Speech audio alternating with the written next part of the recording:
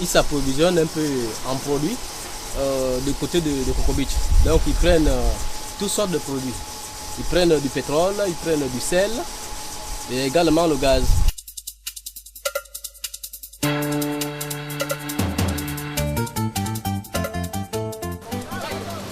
Au nord-ouest du Gabon, à 116 km de Libreville, le commerce transfrontalier rythme le quotidien.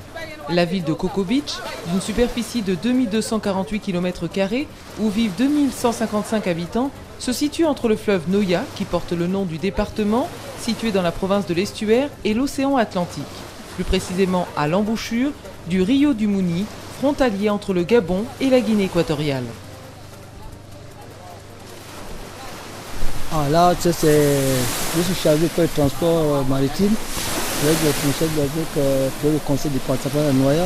On transporte les femmes qui viennent prendre la sardine comme ici en Guinée équatoriale.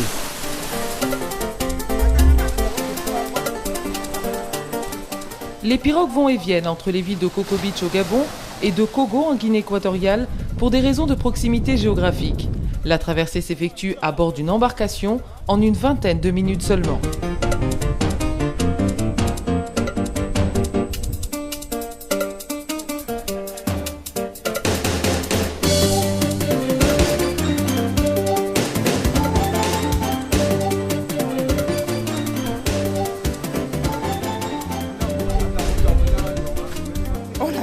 On nous donne les commandes, on ne peut pas payer ou bien prévoir avec les gens ici. Nous procédons à la réception des denrées alimentaires et des produits, donc de tout produit consommable, et nous procédons au contrôle.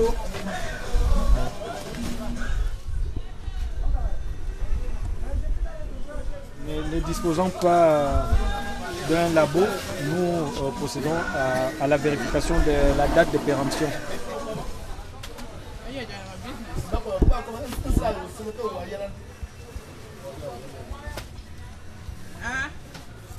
Nous avons 33 cartons et le baron 5 litres, 33 cartons, le baron 1 litre, 99 cartons. Bon, les propriétaires sont de deux ordres. Il y a l'importatrice et celui qui reçoit la boisson ici. Donc la personne à laquelle la boisson est destinée. C'est juste pour faire le relevé. Notez le nombre de cartons. 32, hein?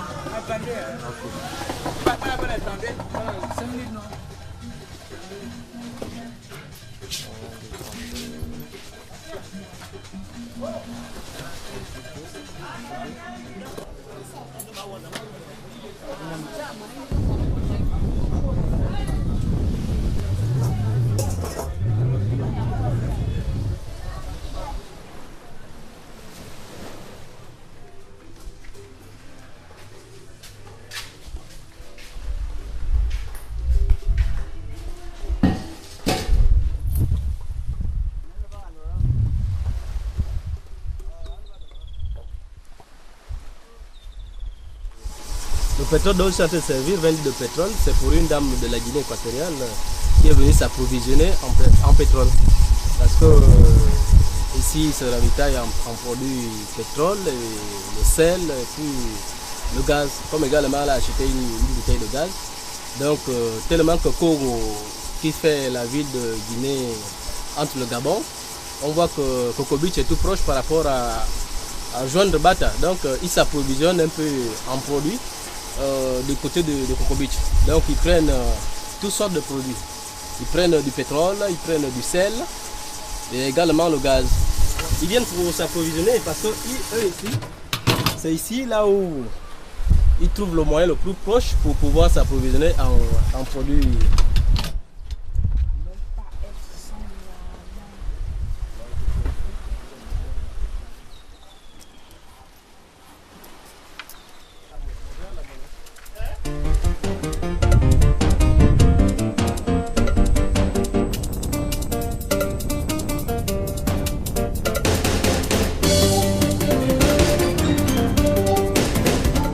Les commerçantes équato-guinéennes chargent leurs embarcations pendant que les commerçantes gabonaises qui ont déchargé leurs marchandises passent par les procédures administratives liées au commerce transfrontalier. Un passage obligé que certains trouvent parfois long et coûteux.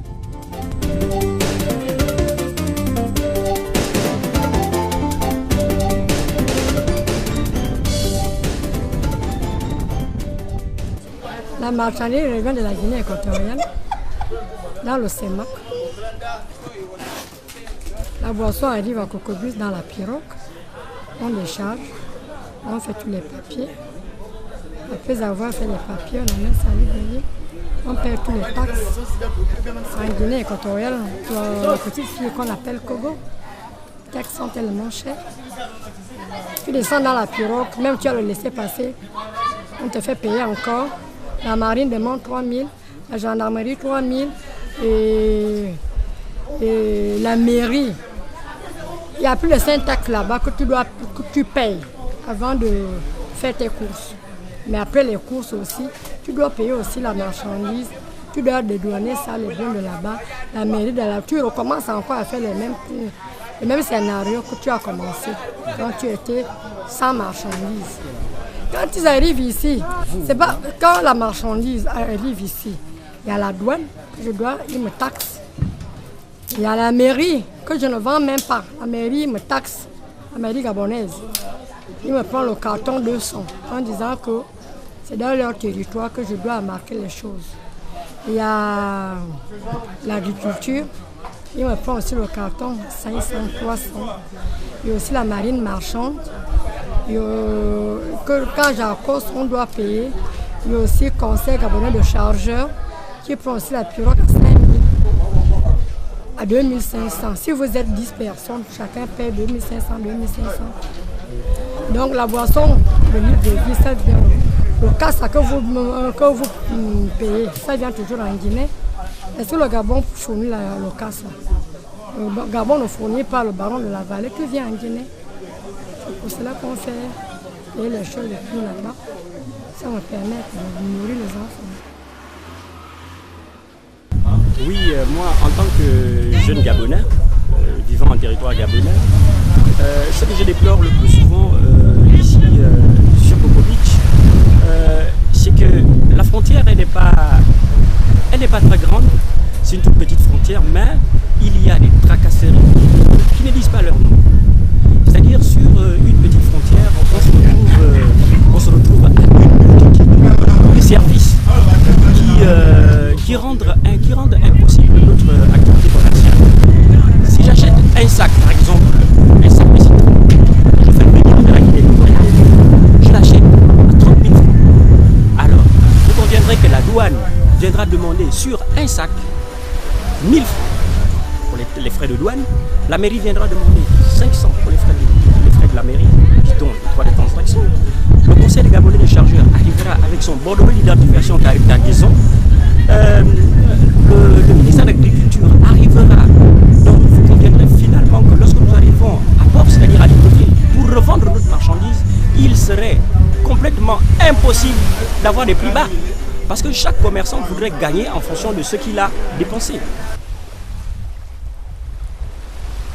C'est un réel problème qui engage et le gouvernement, les différents services qui mettent au niveau des frontières et nous les commerçants. C'est un dialogue entre ces trois entités de l'État, commerçants, gouvernement et administration au niveau des frontières. Et comme ça, nous espérons que toutes les souffrances et toutes les tracasseries que les ménages connaissent aujourd'hui, comme la vie est chère, les commerçants comme tout est cher, je crois qu'avec le dialogue entre ces trois entités, gouvernement,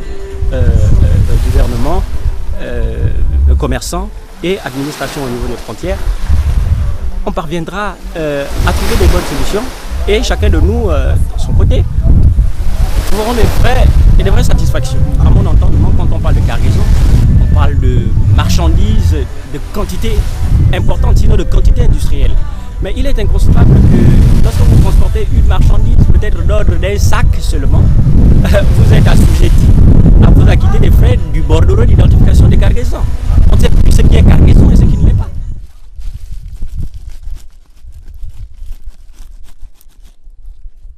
Je connais depuis longtemps qu'on tue la sardine ici, donc je suis obligée de quitter chez moi là-bas pour venir acheter ça ici.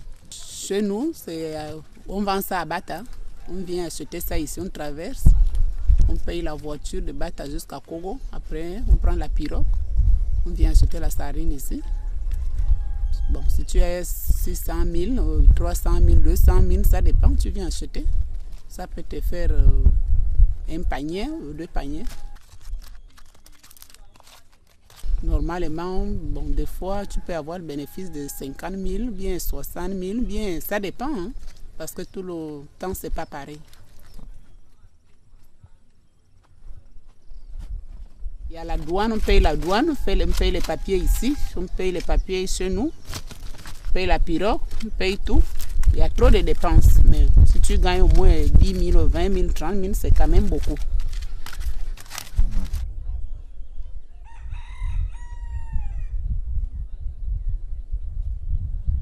Oui, on fait la commande, on peut trouver aussi la sardine. Tu trouves la sardine fumée, tu peux une bonne fois, même pas commander d'abord. Ça dépend. Quand il y a la sardine, tu viens seulement 2 ou 3 jours, tu payes la sardine. Tu pars. Pour monter, tu peux monter un panier un seul jour, pour 2 jours. S'il n'y a pas la pluie ou bien il n'y a pas le soleil, tu peux faire ça pendant 1 jour ou 2 jours. Après là, tu payes les gens qui attachent, tu payes les gens qui vont soulever pour mettre dans la pirogue. Tu payes tes papiers, tu payes aussi la pirogue.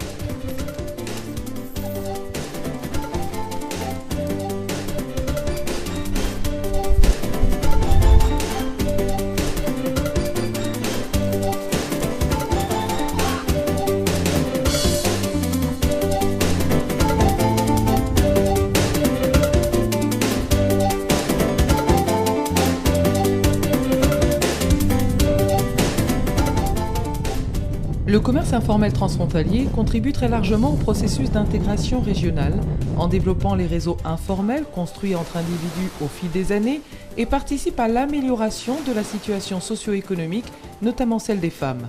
La plupart des commerçantes ont de très petites entreprises et dépendent de leurs maigres bénéfices pour joindre les deux bouts.